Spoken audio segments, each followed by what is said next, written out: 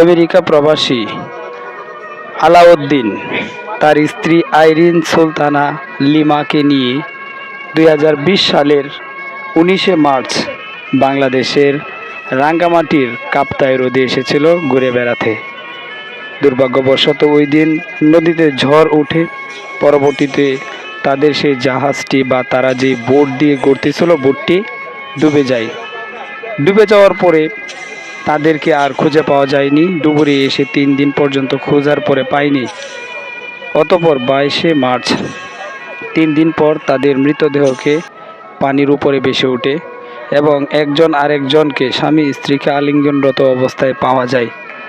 তারপর থেকে এলাকাবাসী তাদের এই ভালোবাসার স্মৃতি দেখে আপ্লুত হয় এবং মৃত্যুর পরও বুঝি স্বামী স্ত্রীর ভালোবাসা এরকম হয়ে থাকে।